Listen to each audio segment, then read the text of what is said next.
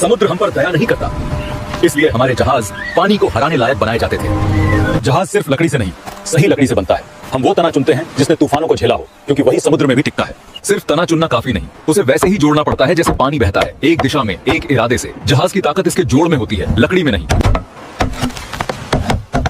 समुद्र का पानी लकड़ी को खा जाता है, इसलिए हम लकड़ी को बचाते नहीं, उसे समुद्र से मजबूत बनाते हैं। ये राल, गोंद और तेल का मिश्रण, जो कि जहाज की सबसे पहली ढाल है।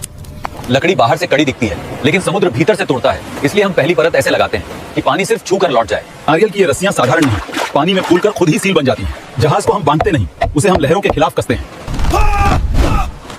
जहाज को हम अकेले नहीं उतारते, ये एक पूरा प्रयास है। जब ये पानी को छूता है, तभी इसका जीवन शुरू होता है। समुद्र हम पर दया नहीं करता, इसलिए हमारे जहाज पानी को हराने लायक बनाए जाते थे।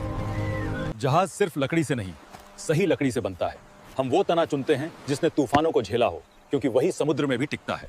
सिर्फ तना चुनना काफी नहीं, उसे वैसे ही जोड़ना पड़ता है जैसे पानी बहता है, एक दिशा में, एक इरादे से। जहाज की ताकत इसके जोड़ में होती है, लकड़ी में नहीं। समुद्र का पानी लकड़ी को खा जाता है, इसलिए हम लकड़ी को बचाते नहीं, उसे समुद्र से मजबूत बनाते हैं। ये राल, गोंद और तेल का मिश्रण, जो कि जहाज की सबसे पहली ढाल है। लकड़ी बाहर से कड़ी दिखती है, लेकिन समुद्र भीतर से तोड़ता है, इसलिए हम पहली परत ऐसे लगाते हैं कि पानी सिर्फ छू कर लौट जाए। नारियल की ये रस्सियां साधारण नहीं, पानी में फूलकर खुद ही सील बन जाती हैं। जहाज को हम बांधते नहीं, उसे हम लहरों के खिलाफ कसते हैं। जहाज को हम अकेले नहीं उतारते, ये एक पूरा प्रयास है। जब ये पानी को छूता है, तभी इसका जीवन शुरू होता है।